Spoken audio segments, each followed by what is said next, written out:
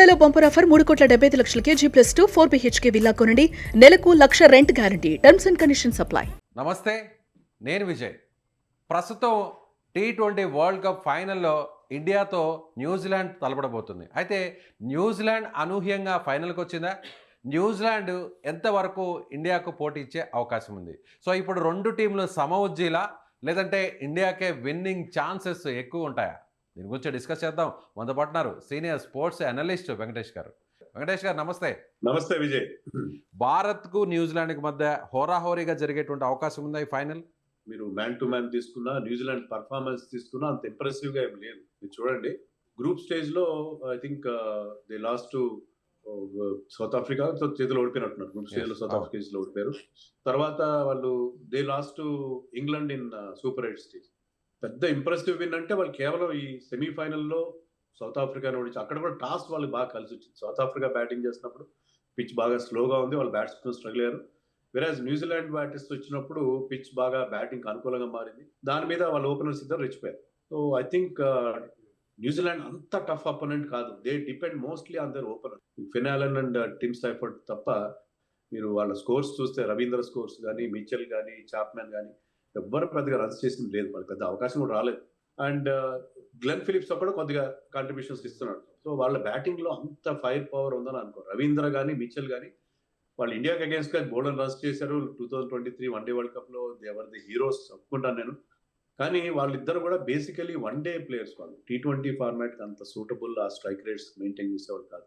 Totally dependent అంటే openers. So వాళ్ళ openers ఇద్దరిని కనుక తొందరగా అవుట్ చేస్తే అది ఇండియాకి ట్రోఫీకి టికెట్ గా మనం భావించవచ్చు. సో అది ఇండియాకు ముందున్న వాళ్ళ బౌలింగ్ లో కూడా అంత స్ట్రెంగ్త్ లేదు నన్ను అడిగితే. వాళ్ళ మ్యాట్ హెన్రీ కూడా అంత ఎఫెక్టివ్ గా లేడు. అతను మ్యాట్ హెన్రీ ఏంటంటే ఫాస్ట్ బౌలర్స్ అనుకూలించే పిచ్ల మీద, స్వింగింగ్ పిచ్ల మీద ఈజ్ మోర్ దెన్ హ్యాండ్ఫుల్. అలాగే ఫెర్గ్యూసన్ దగ్గర పేస్ ఉంది, కానీ మనం జోఫ్రా ఆర్చర్ కూడా పేస్ ఉన్నా సరే ఇండియా సెమీఫైనల్లో అతను 60 రన్స్ కొట్టారు 4 ఓవర్లో. సో వాళ్ళు ఇక స్పిన్నర్స్ విషయానికి వస్తే వాళ్ళ captain Mitchell Santner is very very efficient spinner, చాలా వరల్డ్ క్లాస్ బౌలర్. కానీ ఈజ్ లెఫ్ట్ ఆర్మ్ స్పిన్నర్. మన టీంలో మీరు చూడండి 8 మంది లెఫ్ట్ హ్యాండర్స్ 5 ఉన్నారు. లెఫ్ట్ హ్యాండర్స్ అగేన్స్ట్ గా any left arm spinner is కొంచెం వీక్ అవుతారు. ఎందుకంటే ఇద్దరు టర్న్ ఆడతారు కాబట్టి కెప్టెన్స్ కూడా లెఫ్ట్ హ్యాండర్స్ బ్యాటింగ్ లో ఉన్నప్పుడు లెఫ్ట్ ఆర్మ్ స్పిన్నర్ బౌలింగ్ ఇవ్వడానికి జంకుతారు. ఆ నేపథ్యంలో Ravindra also getting wickets. Ravindra కూడా 11 వికెట్స్ వచ్చినాయి. ముఖ్యంగా లాస్ట్ 3 మ్యాచెస్ లో 9 వికెట్స్ ఇచ్చాడు అతను. Ravindra is also left arm spinner, Santner is also left arm spinner. So వాళ్ళకి ఒక ఆఫ్ స్పిన్నర్ మెకాంకీ ఉన్నాడు, అది పెద్ద ఎక్స్పీరియన్స్ లేదు, ఇండియన్ కండిషన్స్ పెద్దగా తెలియవు. సో అతను మినహాయిస్తే వాళ్ళ స్పిన్నర్స్ కూడా మన లెఫ్ట్ హ్యాండర్స్ ముందు అంత ఎఫెక్టివ్ కాదేమో అనిపిస్తుంది. సో ఏ రకంగా చూసినా కూడా న్యూజిలాండ్ అంత మనకి అంటే చెప్పలేం. ఈ T20 ఫార్మాట్ లో మనం చెప్పలేం. సౌత్ ఆఫ్రికా విషయంలో మనం అలాగే అనుకున్నాం. South Africa is much stronger side than New Zealand అనుకున్నాం. ఈ ఫార్మాట్ ఎలా ఉంటుందంటే ఇంత షార్ట్ ఫార్మాట్ లో 1-2 ఫ్యాక్టర్స్ మీకు రిజల్ట్ ని తారుమారు చేసే పరిస్థితి ఉంటుంది కాబట్టి. But generally speaking India will definitely start as favourites in the final అని నేను అనుకుంటున్నాను. సో విన్ ప్రిడిక్షన్ చూస్తే ఇండియాకి ఎంత ఛాన్సెస్ ఎక్కువ ఉండే పర్సెంటేజ్ ఉంటుంది? నేను సాహసించి చెప్తున్నాను, 70% ఛాన్సెస్ ఇండియాకే ఉంటాయి. ఓ గ్రేట్. డ్యూ ఫ్యాక్టర్, టాస్, ఇలాంటి టాస్ మనం రెగ్యులర్ ఓడిపోతుంటాం అన్నీ ఉంటుంది. కానీ నాకైతే నాకు ఆ గట్ ఫీల్ ఏంటంటే ఇండియా 70% ఛాన్స్. ఎందుకంటే అంత టఫ్ సెమీఫైనల్ ఆడిన తర్వాత మన వాళ్ళకి ఏ మ్యాచ్ ఆడినా చాలా ఈజీ అనిపిస్తుంది. సెమీఫైనల్లో మనం బుమ్రా వేసిన ఓవర్ల వరకు, ఓవర్ నెంబర్ 15 వరకు కూడా మనం చేతులు ఎత్తేసాం. ఫ్రాన్స్ కూడా నీరసపడిపోయారు. కానీ లాస్ట్ లో మనకు ఆ టర్న్ అరౌండ్ బుమ్రా కానీ, హార్దిక్ పాండ్యా కానీ అందించారు. అలాగే అద్భుతమైన క్యాచ్లు అందుకున్నాడు అక్షర్ పటేల్. సో దానివల్ల మనం గెలిచాం. అదొక మెరకల్ గా భావించాం. సో ఆ తర్వాత మనకి ఏ మ్యాచ్ ఆడినా ఈజీ అనిపిస్తుంది. అంత టఫ్ సెమీఫైనల్ ఆడిన తర్వాత ఏదో చెప్తారు మనకి అహ్మదాబాద్ అచ్చి రాలేదు అన్ని కూడా. I don't believe all those theories. I think India should start as firm favourite in the finals అన్నారు. సో బ్యాటింగ్ చేస్తే అనుకూలం అంటారా, లేదంటే చేసింగ్ చేస్తే అనుకూలం అంటారా అహ్మదాబాద్ పిచ్? అంటే ఈ రోజు నైట్ బహుశా మన టీం ప్రాక్టీస్ చేస్తారు. నైట్ టైంలో ప్రాక్టీస్ చేస్తారు. అప్పుడు అబ్జర్వ్ చేస్తారు డ్యూ పడుతుందా, పడినా ఎంత డ్యూ పడుతుంది, చాలా ఎక్కువగా ఉందా, తక్కువ ఉందా, మేనేజబుల్ గా ఉందా. ఎందుకంటే చాలా కెమికల్స్ స్ప్రే చేయడము అలాంటివన్నీ జాగ్రత్తలు తీసుకుని, ఈవెన్ డ్రింక్స్ టైంలో రోప్ రన్ చేస్తారు.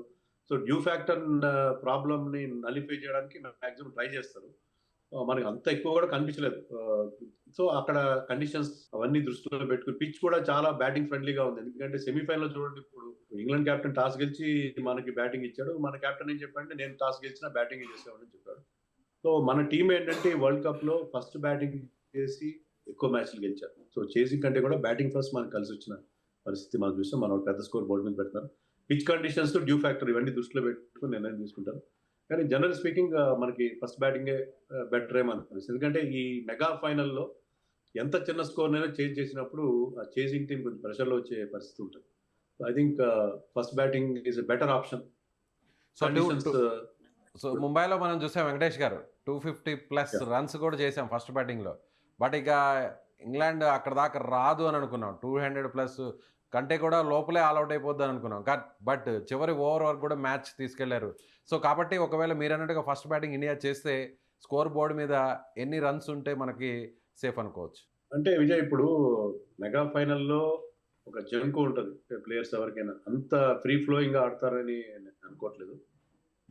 కాబట్టి 180, 190 కనుక చేయగలిగితే బ్రహ్మాండంగా ఉంటుంది. యాక్చువల్గా ఒక వరల్డ్ కప్ లో 2 సార్లు 250+ స్కోర్స్ చేసిన టీం ఇండియానే ఈ వరల్డ్ కప్ లో చేసాం. కానీ ప్రతిసారి మనం అంత పెద్ద స్కోర్ ఎక్స్పెక్ట్ చేయలేం.